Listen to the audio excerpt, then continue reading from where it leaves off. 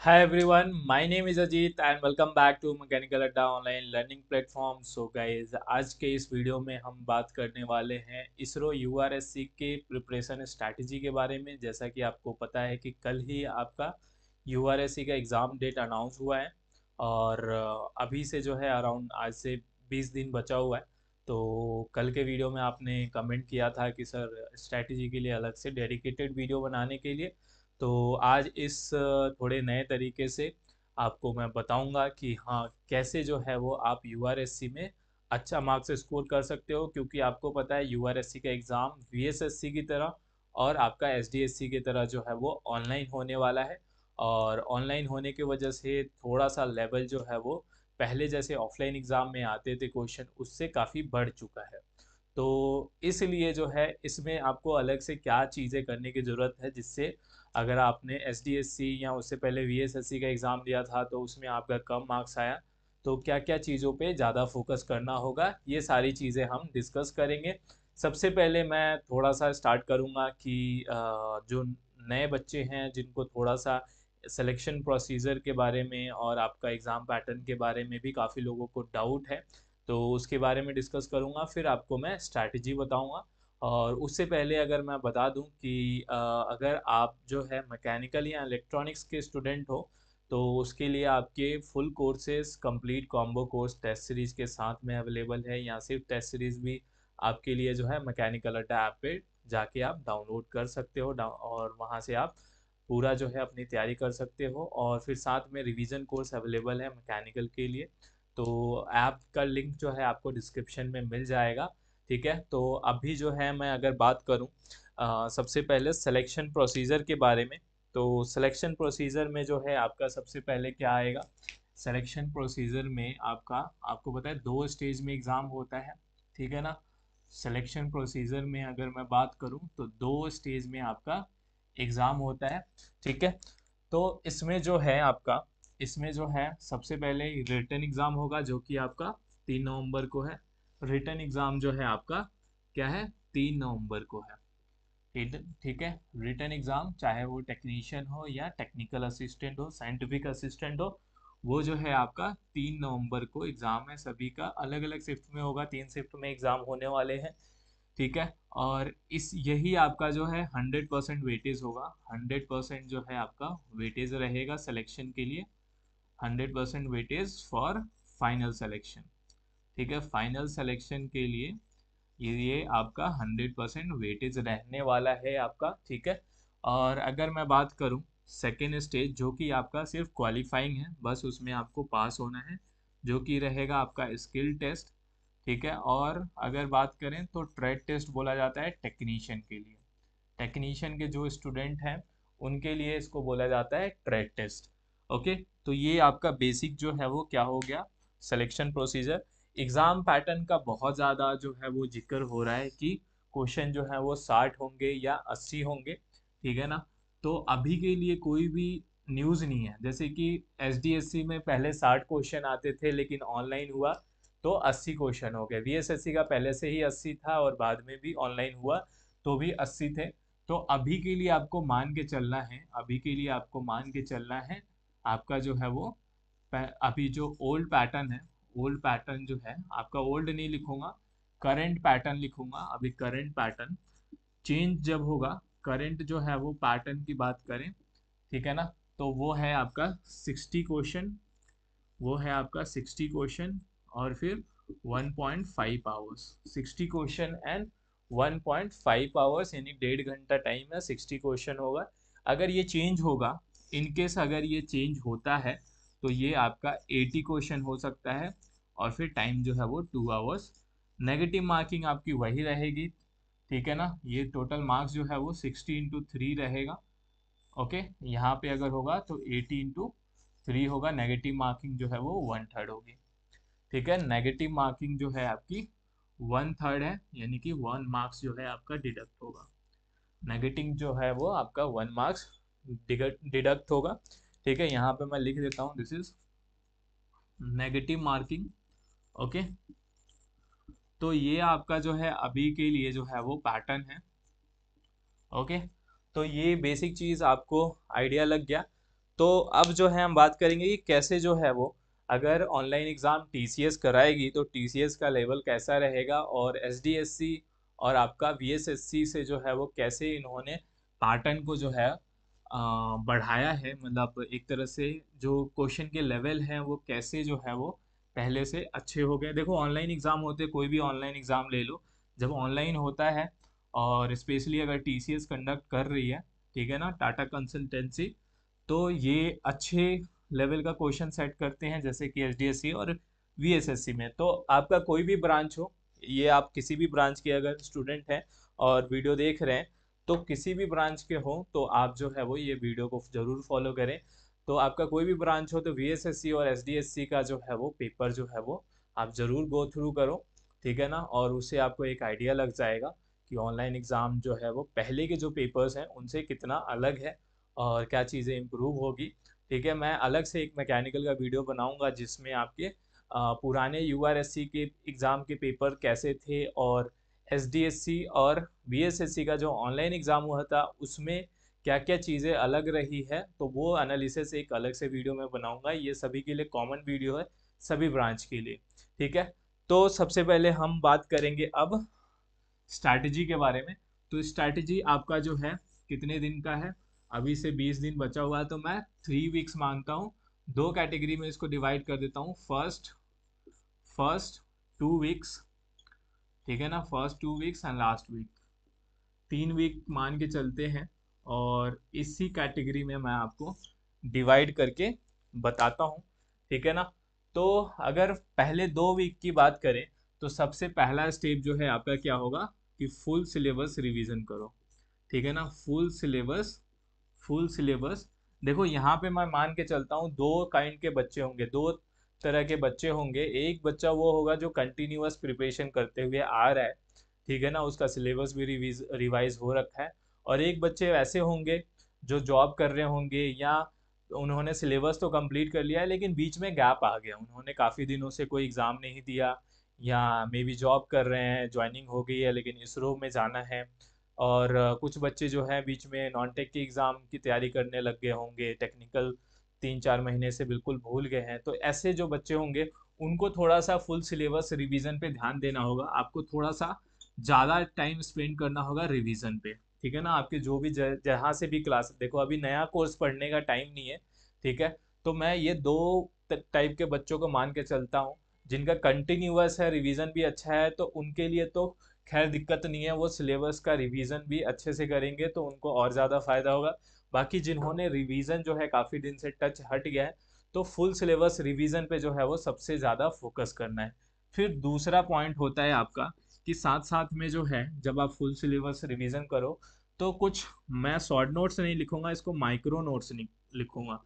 कुछ ऐसे पॉइंट जो है आप अलग से एक शीट पे जो है नोट्स बनाओ, जिसमें आपके कुछ कुछ इंपॉर्टेंट चीज़ें होंगी।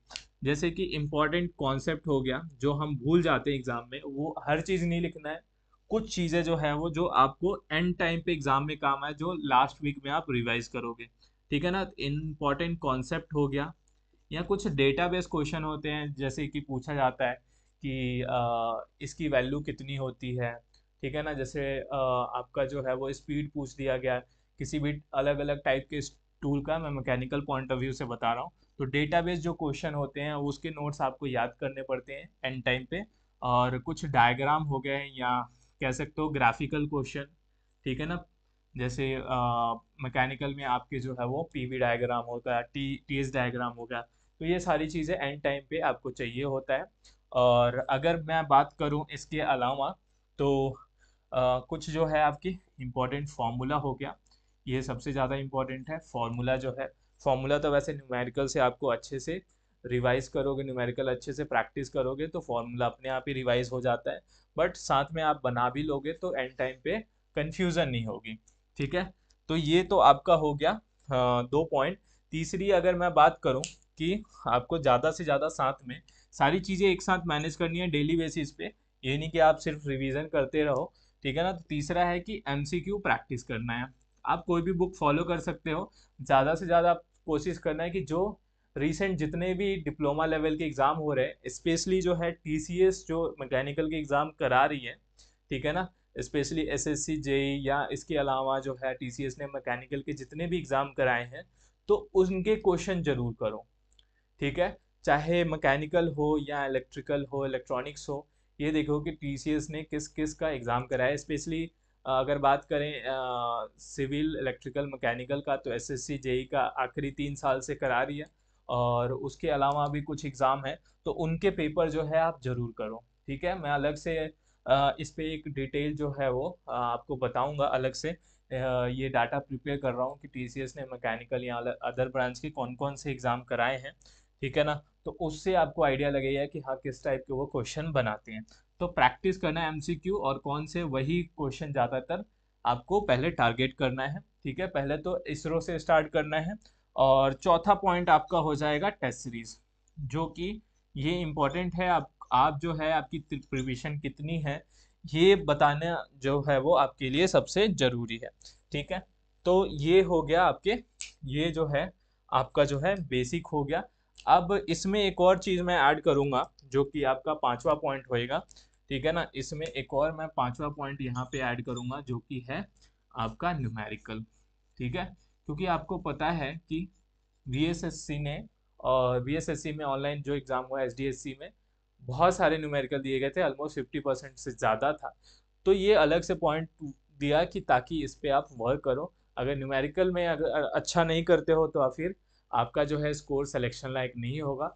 और वैसे भी इसरो के जो है वो आपका कट ऑफ इतना ज़्यादा जाता है, इवन स्किल टेस्ट में आप अगर सेलेक्ट हो जाते हो तो आप फाइनल सिलेक्शन में बाहर हो जाते हो। क्यों? क्योंकि आपका जो सिलेक्शन है वो रिटन मार्क्स पे ही होता है। तो इसीलिए ये जो है वो सबसे इम्पोर्टेंट चीज़ है। ठीक है, तो मैकेनिकल का मैंने अलग से न्यूमेरिकल बैच बनाया हुआ था, उसमें लाइव क्लासेस कराए थे। तो हर सब्जेक्ट का जो है वो कन्वेंशनल क्वेश्चन कराया था। कन्वेंशनल क्वेश्चन जब आप करोगे तो वहाँ से बहुत सारी इंपॉर्टेंट चीज़ होंगी। आप कहाँ से न्यूमेरिकल प्रैक्टिस करो, अगर आपके दूसरे ब्रांच है तो आप जो है गेट के 1 मार्क्स वाले क्वेश्चन, ठीक है ना, गेट के 1 मार्क्स वाले क्वेश्चन, ईएस के क्वेश्चन, बहुत ज़्यादा डिफिकल्ट क्वेश्चन जो पूछे जाते हैं वो छोड़ दो। जो आपके सिलेबस से रिलेटेड है, जो आपके जो है वो टेक्निकल असिस्टेंट के लेवल का है, तो और कुछ सिलेबस के मतलब अलग से बाहर का होता है, मतलब जो डिप्लोमा लेवल में नहीं होता, वो नहीं करने। जो आपके मिलते जुलते हैं, ठीक है ना, जो टॉपिक सेम होता है, तो ये दोनों चीज़ें कर सकते हो। उसके अलावा एसएससी जेई में बहुत कम न्यूमेरिकल पूछे जाते हैं, तो वो आप स्किप कर सकते हो। तो ये दोनों चीज़ें ज़रूर करो इन बीच में। और बुक से जो है स्टैंडर्ड बुक से आप जो है कन्वेंशनल क्वेश्चन करो। तो ये तो आपका पहले 2 वीक का, आई नो बहुत ज़्यादा प्लान है, मतलब करने वाली चीज़ें जो है वो बहुत ज़्यादा है, बट आपको मेहनत तो करनी पड़ेगी अगर आपको ये 20 दिनों में ज़्यादा से ज़्यादा मार्क्स स्कोर करना है। तो आपको अब अपने हिसाब से टाइम कितना स्पेंड करना है मैं ये नहीं बताऊंगा, बट अगर आपको 5 घंटा मिल रहा है तो 5 घंटा बिल्कुल 100% इफिशियंसी के साथ लगाओ, और बीच में ब्रेक भी लो 10-10 मिनट का। और अगर आपके पास पूरा टाइम है, जॉब नहीं कर रहे हो, तो आप पूरा टाइम दो, 8 से 10 घंटा डेली दो। ठीक है ना, अगर 20 दिन देते हो तो आपका बहुत ज़्यादा स्कोर आपका इम्प्रूव हो सकता है। तो ये तो हो गया कि पहले 2 दिन में, सॉरी 2 वीक में, यानी कि 15 दिन, 14 से 15 दिन में करना है। अब यही चीज़ें जो है आपने कर लिया, बट आपको जो है ये चीज़ें रिवाइज नहीं करोगे तो वो फिर फेड हो जाएगा। ठीक है ना, तो रिवीजन बहुत ज़्यादा की है। तो इसी चीज़ को जितना आपने किया ना, चाहे वो आपने माइक्रो नोट्स बनाया, फुल सिलेबस का रिवीजन किया, वो एक बार से दोबारा जो है वो एटलीस्ट 2 बार जो है आप अपना माइक्रो नोट्स रिवाइज करो। तो ये लास्ट वीक का यही काम है। ठीक है ना, रिवीजन जो है आप सभी चीज़ों का रिवीजन जो है वो एटलीस्ट 2 से 3 टाइम जो है वो करना है। अब रिवीजन का मतलब यहाँ पे फुल सिलेबस रिवीजन और यहाँ पे रिवीजन, दोनों में फ़र्क है। यहाँ पे आप सारी चीज़ें जो है वो इम्पोर्टेंट कॉन्सेप्ट, सारी चीज़ें बिल्कुल डिटेल में पढ़ोगे। यहाँ पे इम्पोर्टेंट चीज़ें जो आप भूल जाते हो एग्जाम में, उन चीज़ों का रिवाइज करोगे, चाहे वो आपके माइक्रो नोट्स हो गए या कुछ इंपॉर्टेंट क्वेश्चन। और जब टेस्ट सीरीज लगाओगे ना, ये काफ़ी बच्चे गलती करते हैं कि क्वेश्चन प्रैक्टिस करते जाते हैं। टेस्ट सीरीज का मतलब समझते हैं कि जितना ज़्यादा मार्क्स लाएं, कहाँ गलती हो रही है वो नहीं देखते हैं। तो यहाँ पे जो मिस्टेक्स होता है इसको एनालिसिस करना बहुत ज़रूरी है। ठीक है, एनालिसिस करना जो है वो आपका बहुत ज़रूरी है। एनालिसिस अगर 1 घंटा टेस्ट सीरीज पे लगा रहे हो तो 1.5 से 2 घंटा जो है एनालिसिस करो, क्या वीक पॉइंट है उस चीज़ को पढ़ो और अपने नोट्स में ऐड करो।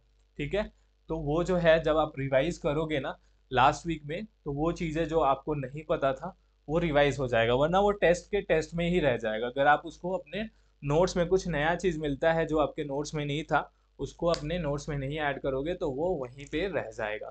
तो इस चीज़ का जो है वो आपको बहुत ज़्यादा ध्यान रखना है। अब जो है अगर मैं बात करूं इसके अलावा और क्या सब कर सकते हो, बाकी जो है इसके अलावा जो आपकी अगर फुल मॉक टेस्ट यहाँ पे टर्सरी जो है सब्जेक्ट वाइज लगा सकते हो, मैकेनिकल और इलेक्ट्रॉनिक्स का ऐप पे अवेलेबल है। तो सब्जेक्ट वाइज पहले लगाओ, एक एक सब्जेक्ट, जैसे फुल सिलेबस जो है एक एक सब्जेक्ट आप कंप्लीट कर रहे हो, तो एक एक करके जो है वो वहाँ पे सब्जेक्ट वाइज लगाओ। जब कंप्लीट हो जाता है तो फुल मॉक लगाओ, और लास्ट वीक में भी एटलीस्ट 2 से 3 जो है वो फुल मॉक आपको लगाने हैं। ठीक है ना? तो ये चीज़ जो है वो ज़रूर आप करो और रियलाइज़ करो कि आपका स्कोर क्या है। और इन केस जो है आपको कोई भी दिक्कत आता है किसी भी चीज़ का, तो आप मेरे व्हाट्सएप पे जो है वो व्हाट्सएप पे आप कांटेक्ट कर सकते हो। कॉल नहीं करना, क्योंकि मैं हमेशा जो है वो कॉल नहीं उठा पाऊँगा। कॉल करने के लिए जो है आपको क्या करना है, कॉल करने के लिए जो है आपको जो है वो रिक्वेस्ट करना है व्हाट्सएप पे कि सर कॉल पे अगर बात करनी है तो आपको मैं एक पर्टिकुलर टाइम बता दूंगा। ठीक है?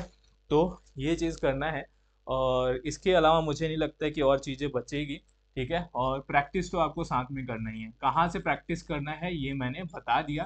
ठीक है? आप वीडियो को दोबारा भी देख सकते हो, ताकि और एक अपना जो है प्लानर बना लो कि आपको ये चीज़ें कैसे करनी है अपने फॉर्म में जो है ये चीज़ें आप बना सकते हो। ठीक है? तो आई होप यहाँ से मैंने ऑलमोस्ट आपके लिए सारी चीज़ें बता दिया है, बस इस प्लान को आपको फॉलो करना है। ठीक है? और कोई भी दिक्कत आता है तो मुझे आप व्हाट्सएप पे बता सकते हो, और बाकी डिस्क्रिप्शन में आपको ऐप का लिंक मिल जाएगा, वहाँ पे सारे कंटेंट मिलेंगे आपको। सो अब मिलते हैं नेक्स्ट वीडियो में नेक्स्ट अपडेट के साथ। Thanks for watching.